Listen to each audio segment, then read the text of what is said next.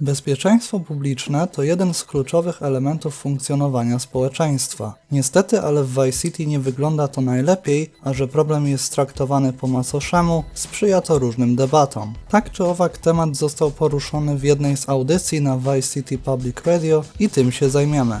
Ten materiał będzie wyglądać trochę inaczej niż poprzednie. Mianowicie posłuchamy pierwszej części debaty, podczas gdy na ekranie będą wyświetlać się dialogi z polskimi napisami. Natomiast na dole pojawią się jakieś ciekawostki ukryte pomiędzy wierszami, czy rozwinięcia danego zagadnienia, żebyśmy mieli większy kontekst danej wypowiedzi. Na początek posłuchamy Michelle Montaignes oraz Jonathana Freeloadera. Ta sympatyczna para od czasu do czasu prosi słuchaczy o wpłacanie pieniędzy na konto radia z uwagi na to, że nie jest to rozgłośnia komercyjna. Utrzymuje się tylko z darowizn od słuchaczy czy sponsorów, którzy za opłatą mogą zostać wypromowani w radiu.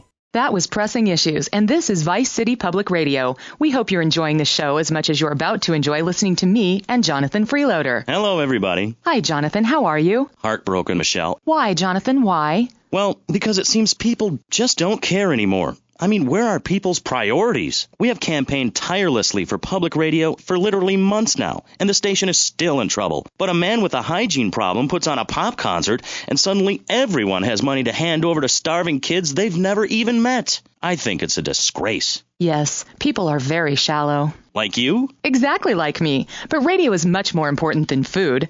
I've a good mind not to let them go back into Pressing Issues this time. You have to give us some money. It's a disaster. That's what it is. What's wrong with you people? Please. We're struggling to pay for our second homes here. And I've only had 3 vacations this year. You poor man. Let's get on with the show. Remember, call now. Please. We need your money. Urgently. Tymczasem przechodzimy już do rzeczonej dyskusji poprowadzonej przez Maurice'a Chavez. Do panelu zaproszono 3 gości: Alexa Shraba, Johna F. Hickory oraz Calluma Crashawa. Thanks, guys. Hello, ladies and gentlemen, and welcome back to Pressing Issues on VCPR. That's Vice City Public Radio. Radio which gives the public exactly what they want. High-quality educational programming about serious topics, and a consistent reminder that the world is going to hell in a handbasket if you don't give us money. Remember, Vice City Public Radio is commercial-free because it is funded entirely by donations from our listeners and corporate sponsors. So if you're enjoying the show, why not make a contribution? I'm Maurice Chavez, and this is Pressing Issues. Pressing Issues is a roundtable discussion group in which we ask self-important people exactly what they think about things, and then they argue amongst themselves for a bit, before leaving with views more extreme than when they came in. Only joking, ladies and gentlemen. This is a show founded on the ancient Greek principle of enlightened debate and the American principle of free speech. Or is that the ancient Greek principle of feeding wise men hemlock and the American principle of being annoyed and loud so nobody can get a word in? I forget. Only time will tell. Now, the subject we are discussing right now on Pressing Issues with me, Maurice Chavez, for your enlightenment and enjoyment, is a very serious one. Public safety. In case you haven't noticed, Vice City is not a very safe place. These are troubled times. We are a troubled people. Some would say we are a people at war with ourselves. Others would say we are at war with reality. Those who live in other countries and strive to own our fast food restaurants and quickie marts would say we are a bloodthirsty bunch of crazies who let children buy guns from the supermarkets. Another opinion is that it is the fault of society, that, as Plato said, people don't mean to kill each other. It happens because they are poor or desperate or really thirsty or in need of a vacation or something. Another view is that we are all a little confused and really should stay at home, lock the doors, and forget about everything as quickly as possible. So, let's press the issue, eh? Sitting on our panel right now, we have 3 divergent opinions, 3 separate islands of insanity in a rolling sea of stupidity, 3 wise men following very different stars. To my right, to everyone's right in fact, we have Congressman Alex Shrub, the youngest state congressman ever to be elected by Vice City, and now a respected man in the Capitol. Mr. Shrub got elected because he has great hair and says things that make you nod your head. His campaign appealed to the wealthy because he set all of us at ease by finally confirming it's okay to be rich as long as you say you care about the children. Mr. Shrub, welcome. That's not entirely true, Maurice. My campaign also appealed to the poor. who are too stupid to understand what I'm saying, so I held up pretty pictures and I gave out candy bars to appeal to their most base instincts. Thanks, Maurice. I'm glad to be given this opportunity to set the record straight. I haven't given you any opportunity yet, my heartless friend. Let me introduce my other guest first. I hope this isn't going to get personal. I love Vice City more than anyone, and I can prove it. Yes, that's coming from the man who got elected by calling his opponent a buffalo butt and a fat hen-pecked wimp that couldn't fight his way out of a wet paper bag. Anyway, our next guest is from the opposite end of the political spectrum, a man so wet he looks like he just stepped out of the shower. Peace Corps activist, hippie concert taper, founder of the group Speaking for the Underdog. He is fluent in 7 languages and studied the harp in Peru, Callum Grayshaw. Hi, Maurice. Hola. Buenos dias and noches. Bonjour and buongiorno. Willkommen. Allo. Hello. Hi. Hey, let's stick to English. Most of us struggle enough with that. Welcome to Pressing Issues. And lastly, we have a man with a novel solution to the problems of public safety in Vice City. A solution so stupid, I cannot bring myself to explain it for him. Yet, like breakdancing, it is sadly catching on. A man who appears on this fine show because our previous know-it-all panelist was carjacked and is now at home arming himself to the teeth. I give you John F. Hickory. How y'all doing? Indeed. So, before we get started, gentlemen, let me remind you of the rules of engagement. Here on Pressing Issues, the #1 rated show on public radio in the Vice City area and hosted by me, Maurice Chavez, Pressing Issues is about free speech, not feeding each other hemlock, literally or metaphorically. Hey, my daddy used to grow that stuff in the backwoods of Missouri. Hoo-wee! I tell you what. Yes, thank you. I expect you to listen to each other, and I will only step in where necessary so people on the air don't forget what my voice sounds like. So I want a clean fight. Nothing below the belt or in the chops. And remember Maurice's motto, which a very wise man, my father, once told me. If you listen, one day you might be hurt, and when in doubt, use the smell test. That's so important, I think, don't you? So, Congressman, let's start with you. Crime is up. People are scared to walk the streets. Nobody is taking public transportation. Police morale is at an all-time low. Everyone is killing and maiming and giving each other the finger, metaphorically speaking. Do you think the government is doing a good job? Absolutely. Those statistics are interesting, but like all statistics, they are also irrelevant. Let me give you a better statistic, Chavez.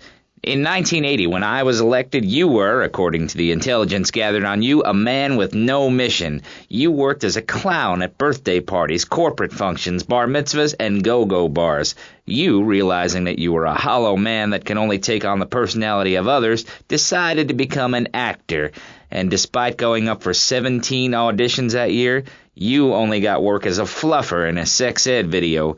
Your tax returns show that you earn less than $2,000. Suffering from anxiety, you attended group therapy for a year and considered getting a sex change. An idiot liberal felt sorry for you, and now you host your own radio show, write a newspaper column that lines my birdcage. You've got an ex-wife and attractive girlfriend, although she's married to your best friend, and you're on top of the world. So answer me this. Can you really say the years of living under my administration have been bad for you? We are not talking about me. This is Pressing Issues, not Pressing Maurice. Yes, excuse me, if I may. Can we get to the part where we press the issue? You see, that's what's wrong with this city. Liberals just want to open the floodgates, let anyone in and make you, the ordinary, hard-working men and women, pay for the pleasure. Well, you have my permission to beat them with sticks. We won't prosecute. You'd be doing us all a favor. Free love, wig out, don't work, make love in the field, and listen to rock and roll or whatever you call it. Meanwhile, Grayshaw, I know your father. He's made a lot of money, which makes him a great person, but for every good conservative, they end up having some wacko commie kid just back from a vacation in the Orient who wants to share. Go take that sharing business to Cuba or Canada or somewhere. I don't have a trust fund or a rich daddy. I know what it is to be poor and to look at the world from the other side. I slept my way to the top. If you two would stop hooting and carrying on, I have a plan that will save Florida from the yellow-bellied snakes that want to slither into this great state from all places north. Oh, look. Stump-jumping Jethro is using all 3 of his brain cells to talk. Enough! We've just started and you have proved yourself, Mr. Shrub, to be just as they said. I grant you, 1980 was not a high point in my career, but I never applied for a sex change. I was merely in an exploratory phase, and besides which, Saul the Wheat-Free Clown was a funny act. Once voted best up-and-coming dietary restricted comic act in the whole of Vice City. I tried to take it to the Catskills, but Mount Scary Large was full. Besides, we are not talking about me, we are talking about you. Actually, if I remember correctly, you didn't win. Mary the meat-free mime won. In fact, under legislation I am proposing, all of you vegetarians would be kicked out of Vice City. We were given canines and bicuspids for a reason, to open packages of potato chips. Hey, don't get me wrong, I always hated that bitch. What's funny about a woman not eating a hamburger? Or miming saving a chicken from the slaughtherer's hands? Or her big act, I am a milk cow, a lactating machine for your breakfast cereal. How do you think a little kitty enjoyed that on his birthday? Not very much. There were tears, not laughter. I can assure you, vegetarian performance art must be stopped. Jumping Jehoshaphat on a pogo stick. You city slickers got more issues than a newsstand. Can we talk about public safety here? I ain't got all day. What? Is there a corn on the cob eating contest you have to get to? Get some chitlins and grits in the oven? You got a date with your sister, eh? Hey, be nice, man. I just wanted to talk a little politics, and you made it all personal. Right. Let's all stop bickering, especially you, Shrub. I've got my eye on you. Public confidence is at an all-time low. Nobody feels safe anymore. Just the other night, I saw a man running amok with a gun shouting he needed to defend himself. Gun sales are up, book sales are down. What do you think, John F. Hickory? Please, press the issue. All right, that's better. Sticking to the matter at hand. Well, it's quite simple, mister. Immigration is to blame. People are flooding into our state from all over America. Trash. It's quite simple. They're bringing their highfalutin, uppity, out-of-state ways and corrupting the place. Ruining it. That's why I and my organization propose we take Florida out of the Union. We start anew as our own country and ban people from Missouri or Kentucky or Philadelphia or any of them fancy places from setting foot on our soil. You think what? Have you been snorting blocks? Have you read the Constitution? Yeah, I sure have. It talks about freedom. Freedom for Florida from the stench of people moving here to retire or go on vacation. Build your own damn theme park in your own damn state. Florida theme parks is for Florida people only. That's what I say. I mean, I don't go to Alabama to visit a theme park, so why do they come here? Mr. Hickory, your views are a little extreme. Plus, I don't believe there are theme parks in Alabama. Then they should stop coming down my way and build redneck land or whatever. Damn redneck hicks ain't got no class. My views ain't extreme, mister. They're common sense, and what a lot of people would say if they had the guts. If you keep letting people immigrate here from all over the so-called United States, guess what? There's no more room. We'll be piled on top of each other like they are in Australia. What we're going to do soon is build a river of freedom, a river of hope, a river which runs from the coast to coast and cuts us off from the 47 states of wastrels and bad influencers to the north. We are going to cut Florida off from the mainland of our oppressors and float out to sea. Then the nation of Florida will be free to start over. There'll be no long-ass lines at the log flume or the pirate shipwright when I take over. You and the kids will be able to ride the rides all day. We will have a roller coaster for each and every Florida family. You know, you're bordering on treason. What you are saying is a very naughty thing, and only because here on Pressing Issues do we believe so wholeheartedly in free speech are we allowing it. It's the truth, my friend, the damn truth. And before you start, I am not a racist. I hate everybody irrelevant of other issues, but I especially hate Yankees, by which I mean anyone from Georgia or further north. Build your own theme parks, buy your own sun, grow your own damn mosquito-infested swamp, pal. We're gonna build ourselves a river. FBI, CIA, I don't give a damn. They can't stop us. You shrub. You yellow-bellied, tie-wearing, bribe-taking hypocrite. What have you done for Vice City up there in Washington? I've ensured important tax breaks for gun retailers, real estate developers, and I've cut the cost of policing, saving the city 2% or 25 cents per household over a 6-year period. At the expense of society. Think of the little people. Poor people have no voice in this city. Every time I find a park to meditate in, someone brings in a bulldozer and builds condos. The madness must stop. So you suggest we just stop making babies? People need a place to park their boat and trailer and to put their swimming pool.